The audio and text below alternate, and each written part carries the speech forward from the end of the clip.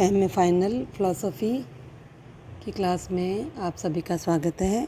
मैं Hiru Pherwani, associate professor, SPC government college Ajmer. MA final paper 7th philosophy of religion. इसमें हम आज नया चैप्टर करेंगे, रिलीजियस एक्सपीरियंस एंड मिस्टिसिज्म, धार्मिक अनुभव और रहस्यवाद।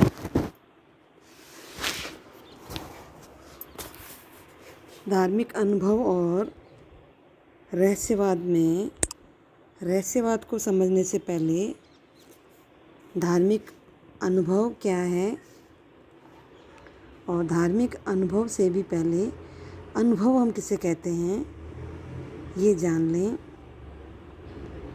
अनुभव शब्द जो है हमारे लिए एक परिचित शब्द है जिसका हम प्रयोग अपने दैनिक जीवन में आए दिन करते रहते हैं।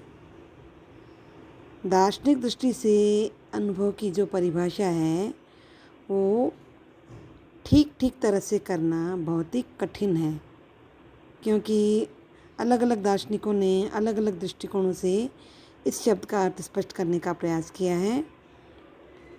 तो यहाँ हम इस विवाद में न पड़ कर के मनोवैज्ञानिक दृष्टि से अनुभव का क्या अर्थ है इस पर हम विचार करेंगे। मनोविज्ञान में अनुभव शब्द का जो प्रयोग है बहुत ही व्यापक अर्थ में हुआ है। वे कहते हैं कि मनुष्य का जो पूरा ज्ञान है, विचार है और संकल्प है, ये तीनों और उसकी सारी क्रियाएं जिसमें भावनाएं हैं, प्रवृत्तियां हैं और इच्छाएं हैं, ये सभी अनुभव के अंतर्गत शामिल की जा सकती हैं। यहाँ तक कि मानव के जो स्वप्न हैं, स्वप्न में उसकी जो अनुभूतियाँ हैं और जो क्रियाएं हैं वो भी अनुभव के अंतर्गत रखी जा सकती है। तो इस तरह से हमारे अनुभव का जो क्षेत्र है वो बहुत ही बड़ा व्यापक क्षेत्र है और मनोवैज्ञानिकों ने मानव की सारी मानसिक क्रियाओं को ज्ञान, अनुभूति और संकल्प, इन तीन मुख्य वर्गों में बांटा है और ये तीनों ही हमारे अनुभव के प्रमुख विषय रहे हैं। कैसे? ज्ञान के रूप में तो जब मनुष्य अपनी ज्ञानेंद्रियों द्वारा स्वयं खुद का और बाह्य जगत का जो ज्ञान प्राप्त करता है वो ज्ञान के रूप में अनुभव है। सुख और दुख के रूप में उसे जो मानसिक अनुभूतियाँ प्राप्त होती है वो अनुभूति वर्ग कहलाएगा और अपने संकल्प के परिणाम स्वरूप उसकी जो शारीरिक और मानसिक क्रियाएं होती हैं उन सभी को हम संकल्प, या ये तीनों ही ज्ञान, अनुभूति और संकल्प अनुभव में शामिल हैं। ठीक है, तो मानवीय अनुभव का जो ये अध्ययन है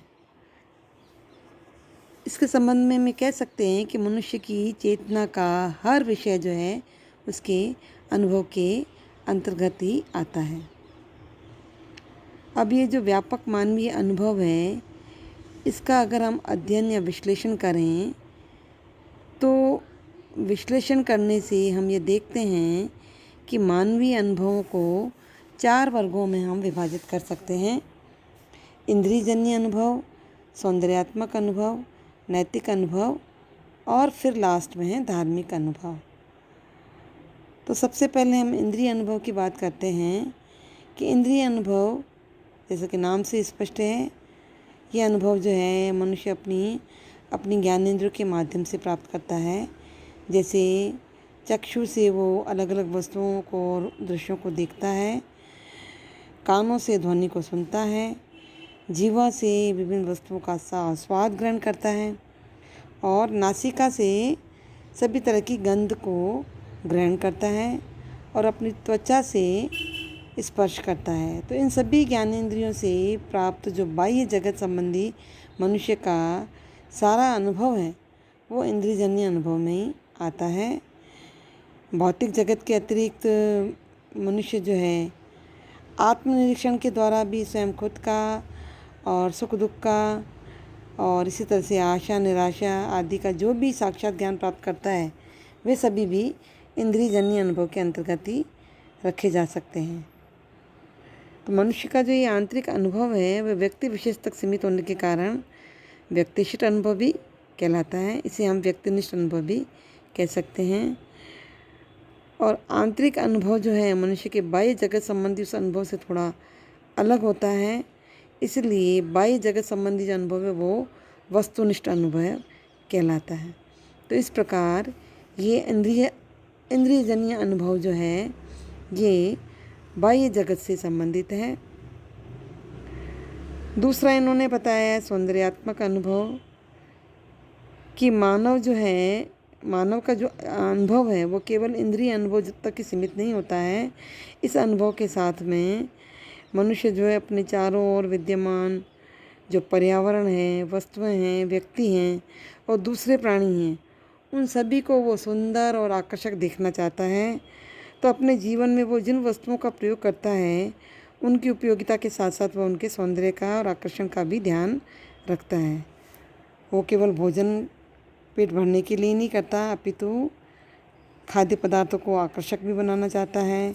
इसी तरह से वस्त्र धारण करता है तो उसका उद्देश्य केवल शरीर ढकना नहीं होता है, परंतु सुंदर वस्त्र से अपने व्यक्तित्व को भी आकर्षक बनाना चाहता है।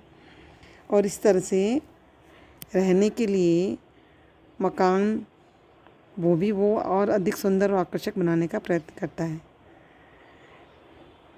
ये तो हुई उसकी भौतिक या मौलिक आवश्यकता है, लेकिन इसके साथ ही वो साहित्य, संगीत और अन्य ललित कलाओं द्वारा भी सौंदर्य का सृजन करके उन सब का आनंद प्राप्त करता है। तो मानव जो है मनुष्य आकर्षक रूप से साहित्य, कला और प्रकृति के जो सुरम्य दृश्य हैं उनके माध्यम से सुंदरता की जो अनुभूति प्राप्त करता है उसे ही हम सौंदर्यात्मक अनुभव कहते हैं। तो इस तरह से मानव जीवन में सौंदर्यात्मक अनुभव का भी एक विशेष महत्व रहा है। तीसरा इन्होंने बताया नैतिक अनुभव। तो सौंदर्यात्मक अनुभव के अलावा नैतिक अनुभव का भी हमारे जीवन में बहुत महत्वपूर्ण स्थान रहा है। और नैतिक अनुभव का जो उद्गम है वो सामाजिक जीवन के परिणाम स्वरूप ही होता है। जैसे कि आपको पता है कि मनुष्य एक सामाजिक प्राणी है और जन्म से मृत्यु तक उसका सारा जीवन जो है समाज में ही व्यतीत होता है। तो उस स्थिति में हर व्यक्ति के आचरण का दूसरे मनुष्यों पर चाहे वो प्रत्यक्ष या अप्रत्यक्ष रूप से प्रभाव पड़ता ही है। तो दूसरों पर हमारे आचरण के इस अनिवार्य प्रभाव के कारण ही नैतिकता का जन्म भी होता है, जिसके अंतर्गत सारे मूल्य, आदर्श, नियम और रीति रिवाज आते हैं। और इन्हीं के कारण ही मनुष्य एक दूसरे के प्रति अपने व्यवहार को शासित और नियमित करता है। तो ये जो नैतिक अनुमोदन है, आत्मतुष्टि है, आत्मग्लानि है, पश्चाताप है, ये सारे मानव नैतिक भावनाओं की सम्मिलित रूप को हम नैतिक अनुभव कहते हैं। तो मनुष्य का नैतिक अनुभव जो है उसके जीवन की एक ऐसी विशेषता है जो उसे दूसरे प्राणियों से पृथक करती है, ठीक है, और उनकी अपेक्षा उसे नैतिक दृष्टि से और उत्कृष्ट भी बनाती है। तो ये नैतिक अनुभव भी आखिर में मनुष्य के इंद्रियजन्य अनुभव पर ही आधारित होता है, क्योंकि इसके लिए भी किसी न किसी रूप में इंद्रियजन्य अनुभव अनिवार्य है। परंतु इंद्रियजन्य अनुभव के साथ साथ इस नैतिक अनुभव के लिए मनुष्य में उस नैतिक चेतना का भी होना जरूरी है जो उसके सामाजिक जीवन से उत्पन्न होती है और उसे जो नैतिक भी बनाती है। तो संक्षेप में हम कह सकते हैं कि नैतिक अनुभव के कारण ही मनुष्य जो है वास्तव में मनुष्य कहलाता है और उसके जीवन में इस अनुभव का अत्यधिक महत्व भी होता है। तो ये 3 अनुभव जो हैं ये अनुभव के रूपों में माने गए हैं। चौथा अनुभव है जो धार्मिक अनुभव है, जो आपके सिलेबस में है। इसकी चर्चा हम नेक्स्ट लेक्चर में करेंगे, ठीक है। आज इतना ही। Thank you.